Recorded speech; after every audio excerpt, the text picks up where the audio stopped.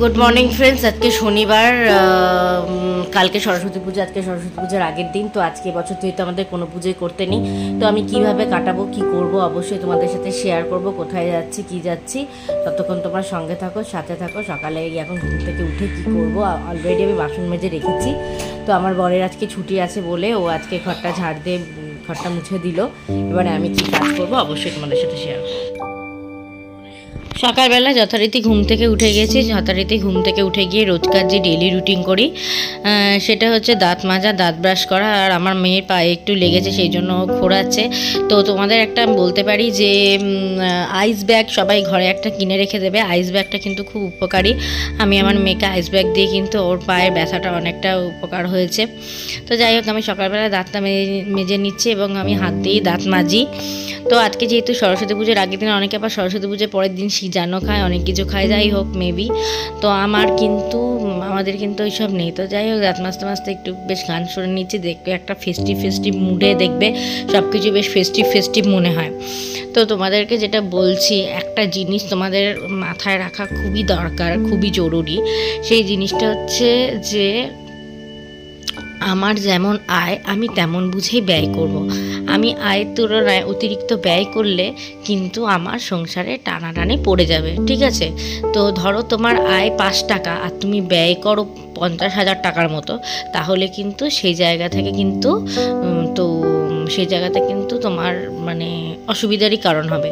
তো যার যেরকম ক্যাপাসিটি, মানে যার যেরকম আয় তার তেমনই ব্যয় করা উচিত। তো এই কথাটা বলে দিলাম। আমার দেখো যেমন আয় আমি তেমনই ব্যয় করব। তো সেটাই হচ্ছে কথা। সকাল সকাল অনেক জ্ঞান দিয়ে দিলাম। একদিকে ম্যাগি চাপাচ্ছি, তার কারণ হচ্ছে আমি আগেই বলে দিলাম যে কাজের বউটা আসেনি। তো দিয়ে যাই হোক, কালকে রাতে কিছু বাসন মেজে রাখলেও আরও কিছু বাসন দেখলাম যে জমা হয়ে রয়েছে, ঠিক আছে? তো একদিকে ম্যাগি বসিয়ে দিচ্ছি আর অন্যদিকে বাসনগুলো মেজে নেব, ঠিক আছে? আর দেখবে, আর সকাল সকাল চটজলদি জলখাবার ম্যাগি হলে কিন্তু খুব সুবিধাই হয়, তাই না? চটজলদি জলখাবারের মধ্যে ম্যাগি হচ্ছে খুব ভালো ফেভারিট। এইবারে যাই হোক, স্ট্যান্ডটা ঠিক করে নিলাম, স্ট্যান্ডটা ফিট করে নিলাম যাতে আমি তোমাদেরকে সবটা দেখাতে পারি। ম্যাগিগুলো ছাড়িয়ে নিলাম যাতে ম্যাগিগুলো দেখা যায়, আর আমি যে রান্না করছি যাতে স্ট্যান্ডটা ঠিক করে আর কি রাখা যায়। এই যে আমার মেয়ে একটু মাঝে মাঝে এসে একটু ইয়ার্কি মেরে দেয় এসে। তো এবার জল দিয়ে ম্যাগিটাকে খুব সুন্দর করে সেদ্ধ করতে বসিয়ে দেবো। তো দিয়ে যাই হোক, তারপরে আস্তে আস্তে রান্নাগুলো করে নেবো, আস্তে আস্তে মোটামুটি সব কাজগুলো করে নেবো। তো দিয়ে যাই হোক, এবারে গ্যাসটা জ্বালিয়ে নিলাম। এরপর এই ম্যাগিগুলো দিয়ে দিলাম, জল দিয়ে দিলাম, দিয়ে ম্যাগিগুলোকে সেদ্ধ হতে দেবো। আর ম্যাগিগুলো যতক্ষণ সেদ্ধ হচ্ছে ততক্ষণের মধ্যে আমাকে কি করতে হবে, কিছু বাসন জমা হয়েছে সেই বাসনগুলোকে মেজে নিতে হবে। তো যাই হোক, সংসার করতে গেলে সবটাই করতে হয়, এটা তোমরা আশা করি তোমরা সবাই জানো। সংসার সুখের হয় রমণীর গুণে। একটা সংসার ভালো করে করতে গেলে মোটামুটি সব কাজকর্মগুলোই মোটামুটি করে নিতে হয়। তো দিয়ে যাই হোক, আমার আর একটা জিনিস, আমার কাজের মধ্যে কি করতে ভালো লাগে যদি বলো, আমার কাজের মধ্যে একটা খুব ফেভারিট কাজ, সেটা হলো বাসন মাজা। আমার বাসন মাজতে চরম ভালো লাগে।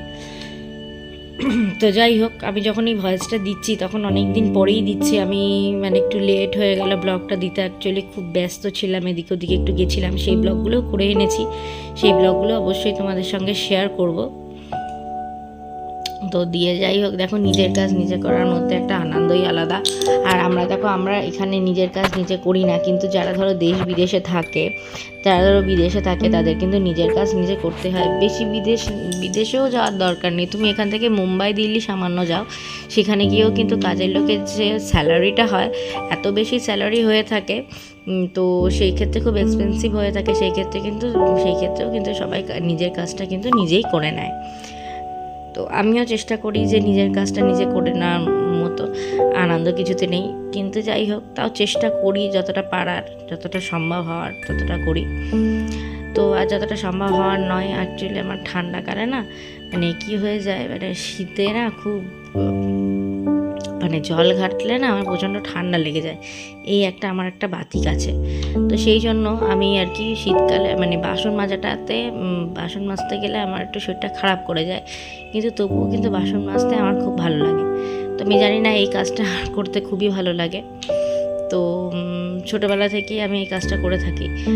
বিয়ের আগেও মাকে অনেক বাসন টাসন মেজে ঠেজে দিতাম, তো দিয়ে যাই হোক এখনও দিই।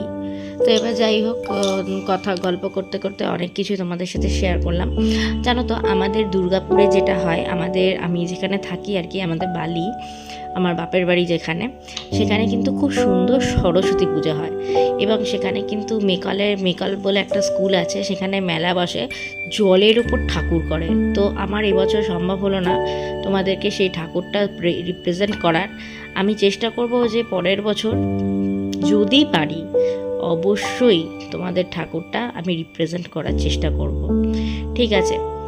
খুব সুন্দর করে সেই জলের উপর ঠাকুর হয়, আর এত সুন্দর লাগে না, তোমাদেরকে বলে বোঝাতে পারবো না। জলের উপর বিভিন্ন মানে ধরো যে কোনো ঘটনা ঘটে, সেই ঘটনার মধ্যে প্যান্ডেল করে। আর দেখো, তোমাদের সাথে গল্প করতে করতে আমার হাতের কাজটাও প্রায় কমপ্লিট হয়ে এলো। তো দিয়ে যাই হোক, তো এটাই হচ্ছে কথা। তো আর কিন্তু দুর্গাপুরেও আমি শুনেছিলাম যে একটা বড় সরস্বতী ঠাকুর কোথাও একটা হয়েছে, কিন্তু কোথায় হয়েছে, কী বৃত্তান্ত, সেগুলো অ্যাকচুয়ালি আমার জানা নেই। সেগুলো যদি জানা থাকতো অবশ্যই আমি সেগুলো করে দিতাম। যেগুলো যদি আমার জানা থাকতো অবশ্যই আমি সেগুলো একটা মানে তোমাদেরকে ভিডিওতে দেখাতাম। এবছর না পারলেও পরের বছর আমি তোমাদের অবশ্যই দেখাবো। এই দেখো, আস্তে আস্তে বেসিনগুলো পরিষ্কার করে নিচ্ছি। বেসিনগুলো পরিষ্কার যখন মানে কাজ করতে হয়, বেসিনে পরিষ্কার করে নিতে হয়। এবার দেখো, এবারে ম্যাগিগুলোর এদিকে এসেছি। ম্যাগিগুলো প্রায় অনেকটা সেদ্ধ হয়ে গেছে, মানে জলে দিয়ে দিয়েছি। তো ম্যাগি সবসময় দেখবে জলে দিলে সেদ্ধটা খুব সুন্দর হয়। এরপরে ম্যাগিটাকে খেয়ে নিয়ে এবার আমরা বেরিয়ে গেছি। এবার আমরা একটু রেডি হয়ে গেছি, রেডি হয়ে বেরিয়ে পড়েছি একটু ঘুরতে যাব বলে। আমার মেয়েও এই ড্রেসটা পরে নিয়েছে। এবার আমরা এখন বেরোচ্ছি। তো দিয়ে যাই হোক, এই যে দেখো গাড়িতে আমার বর ওয়েট করছে। এবারে আমিও গাড়িতে উঠে পড়ছি। এবারে আমরা একটু বেরোবো, একটু কাজ আছে।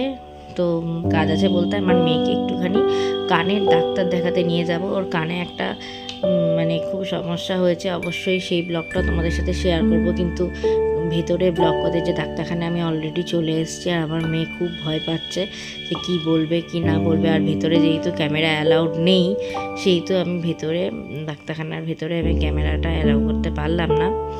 তো আর যদি ভেতরে ক্যামেরা অ্যালাউ হয়ে গেল, এরপর আমরা বাড়ির দিকে রওনা দিচ্ছি। তো বাড়ির দিকে যাচ্ছি। আমার মেয়েকে বললো ডক্টর যে একটু শরীরটা মানে ওর কানে যেটা ব্যাপারটা একটু পুজ জমে গেছে, তার জন্য কিছু ওষুধ প্রেসক্রাইব করে দিল। আর বললো যে কানের ব্যথাটা কমে গেলে তারপরে ওষুধগুলো খাওয়াতে। তো ঠিক আছে, চলো তারপরে দেখছি, যেখানে যাচ্ছি অবশ্যই শেয়ার করব।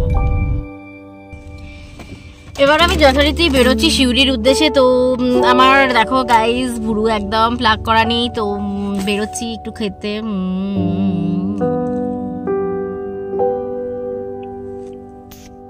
যারা এখনো পর্যন্ত দুর্গাপুরের এই রেস্টুরেন্টটা ভিজিট করোনি, এপার বাংলা ওপার বাংলা, তারা এই রেস্টুরেন্টটা ভিজিট করো। খুব সুন্দর থালি পাওয়া যায়। 60 টাকা থেকে ভেজ থালি শুরু হয়, আবার 180 টাকা পর্যন্ত। তো তোমরা আসলে অবশ্যই এইখানে খেতে পারো। তো আমরা একটা ভেজ থালি অর্ডার করেছি 120 টাকার। তো তার মধ্যে পনির ঢোকাগুলো সব থাকবে। তো দিয়ে যাই হোক, তোমরাও এগুলো ট্রাই করতে পারো। এবারে খাওয়া হয়ে গেলে এরপর আমরা শিউরির উদ্দেশ্যে অলরেডি বেরিয়ে পড়ছি। তো এবারে তোমাদের সঙ্গে আজকের মতো এই পর্যন্তই। তোমরা সকলে সুস্থ থাকো, ভালো থাকো, একে অপরকে ভালো রাখো। এবং আমার ভিডিওটা ভালো লাগলে অবশ্যই প্রচুর সাবস্ক্রাইব করে দিও। আমার ঘরের সংখ্যা কিন্তু একদম বাড়ছে না। আমি চাই আমার ঘরের সংখ্যা প্রচুর বাড়ুক, আমার ঘরে অনেক লোক বাস করুক, অনেক সদস্য হোক।